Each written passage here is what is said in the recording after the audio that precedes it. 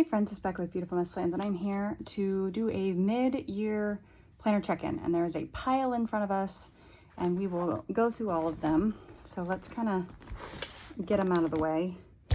Oh, sorry, I'm hitting the camera. That's my attempt at getting things out of the way. And I guess we'll start with this one. And I just want to go through what I'm using, what I'm still using, how I'm using it, you know, basic stuff. So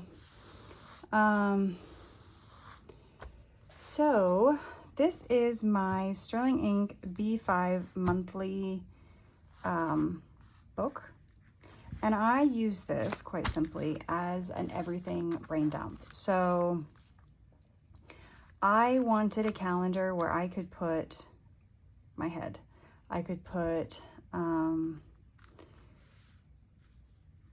life stuff. I could put some shop stuff. I could put, you know, like filming day stuff, just anything and everything. Notes to myself, like, hey, I need to purchase these snacks for this many kids for this, whatever, you know, things like that. So that is what this is for and how I've been using it. I just put washi because it's fun at the bottom. That goes with the whatever month.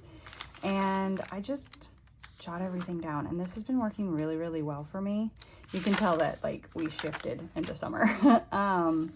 And I will continue to do this, and I'll probably continue to do this into next year too, because this has worked wonderful for my brain. So that is the first one.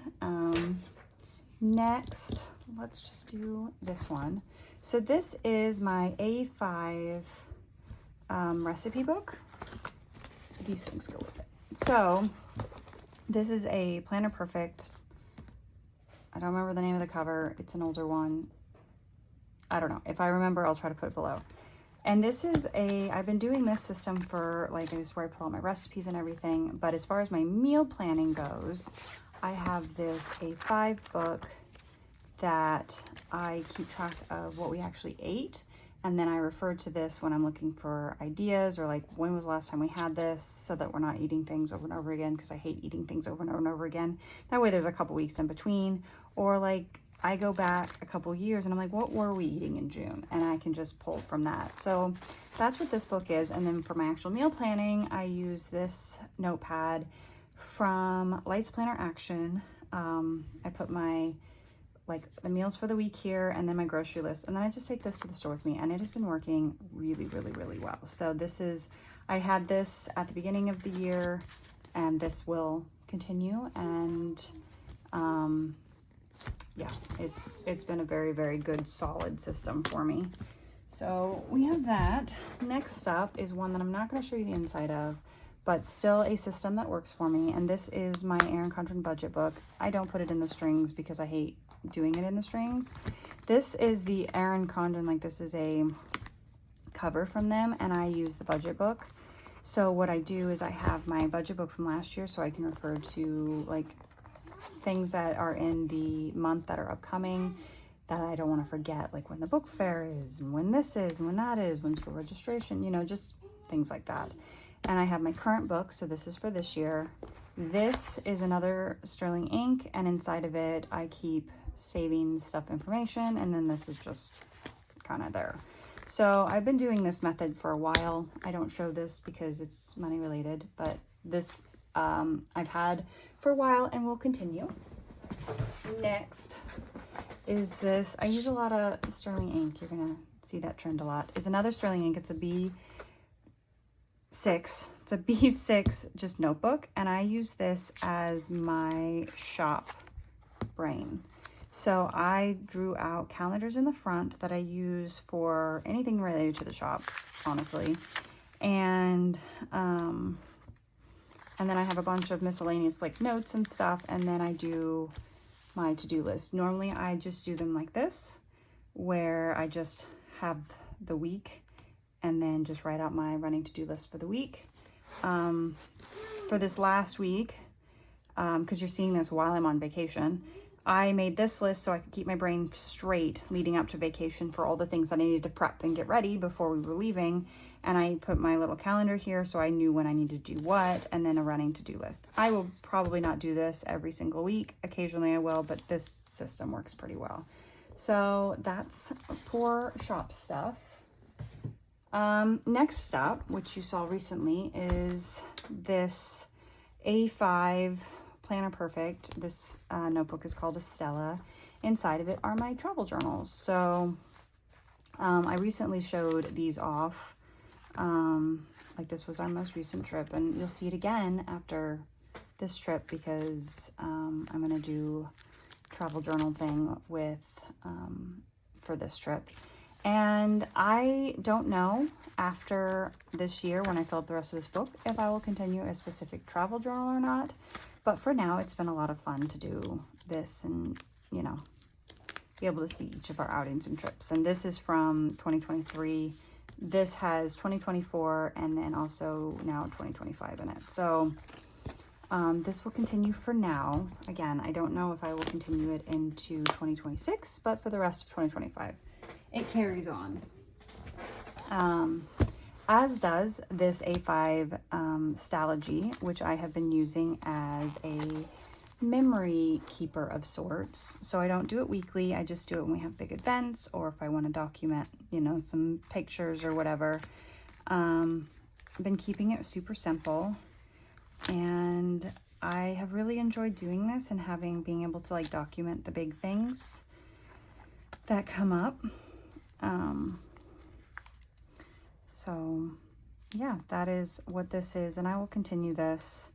And I like that it's not a weekly thing. I used to do weekly memory keeping, but it became just too much for me. And so I've really enjoyed doing this and being able to just document some weeks or some moments or, you know, just not everything. So this also carries on and is something that I've really enjoyed this year.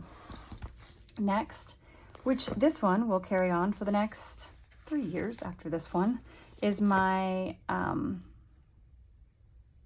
A5. It's an A5 Sterling Ink 5-year journal, and I have really enjoyed doing this. There are days and there are weeks that I'm just like, oh, I don't want to do anything, but I'm always glad when I when I actually like write the things down and I put in my pictures. And you know, it's getting real puffy up here, so it'll be kind of crazy, honestly, to go into the next section next year and get to the middle and continue, you know.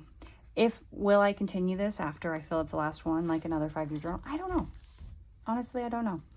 But for now, you know, this carries on, and I talked about this at the beginning of the year. You guys see this thing sporadically, and you see it when I do flip throughs, but this will continue as well. And I have been really enjoying like documenting, like we were just talking about that a year ago.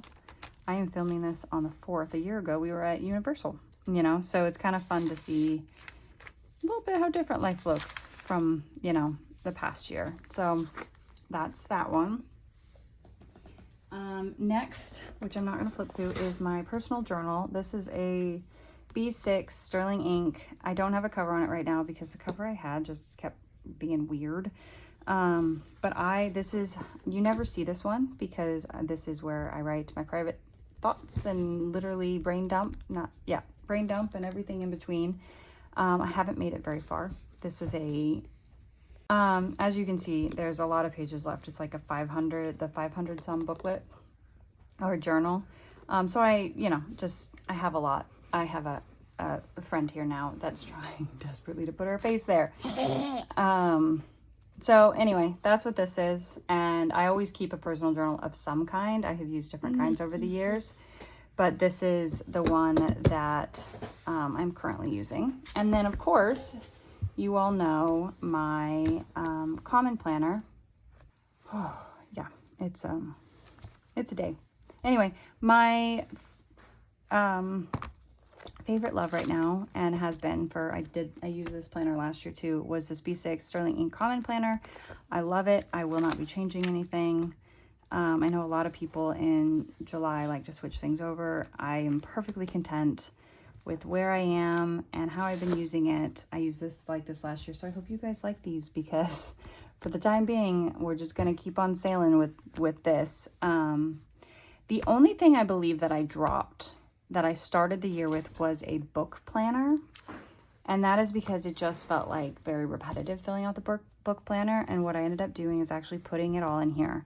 So I decided I just wanted basics. I didn't want reviews, and I've talked about this before, but I just put a month in here. So I have my calendar so I could see how long it took me to read books for kicks and giggles, my book covers that I print out, and then my stars that I also print out and then color in obviously my rating for it, and then I just keep track of my stats.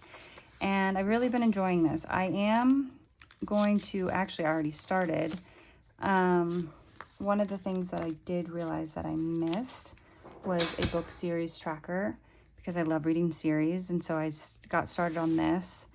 And there's a couple other book things that I missed that I'll probably add back in, like at least next year, is like my unread bingo, which I use to, and I fill it with books from my own shelf. I will probably add in like my bracket for my favorite book of the month. And I always think the A to Z challenge is fun.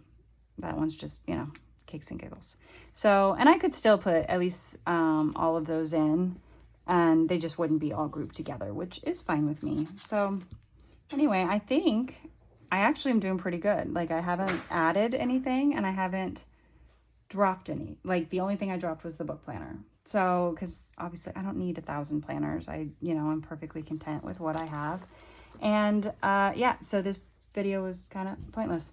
But I just thought, for anyone that was wondering like what I've been using and how I use it, and I will say that although it seems like a lot, I don't use everything regularly. So obviously my daily planner, my everyday carry, and my journal I use daily. My 5-year journal, also it's a daily thing, but I usually fill it out once every couple days. Every once in a while it goes longer than that. This one, which was the memory one, is literally just when I have a memory that I want to, you know, put forth. Same with the travel journal. It's after we travel, so it's not one that I'm pulling out regularly. And then my budget and my meal planner is pretty much weekly. My meal planner is weekly, and I just refer to it as the week goes on for whatever meals I picked, and then adding stuff to the grocery list. And then my budget one, I usually do finance stuff about twice a week. Sometimes more, depending on the week, but definitely at least twice a week. So although it seems like a lot, it is actually not that much because I'm not doing everything daily. So yeah, that. Oh, and then my shop stuff is pretty much daily, but it's like I fill it out on a weekly basis and then just jot notes. It just sits at my desk. That one is like so minor that I don't even consider it much of anything. So anyway, that is what I have. That is my mid-year planner check-in. It's all working really well. I'm very content with my system, and it does not feel like a lot to me. It might be a lot to some other people, but it's not to me. And, yeah, so that is what I have. I'm going to remind you again, just in case you didn't see last week's video, but you're like, hey, when's she going to post next? Not next week. I'm not posting next week. So I will be back the week after that. And I hope your all's planners are working well for you, or if they're not, you know, figure out what works. You know, you do you. It should work for you, and you should enjoy it, and it should be functional. If it's not functional and you're not enjoying it, what are you even doing? It should at least be functional, even if you're not enjoying it, I feel like. Or if it's not very functional, at least you're enjoying it, you know, like there's got to be something there, right? Like one or the other, ideally both. I'm going to stop rambling because I have more things I have to do. So thank you for watching this video, and I will see you guys in the next one. Bye.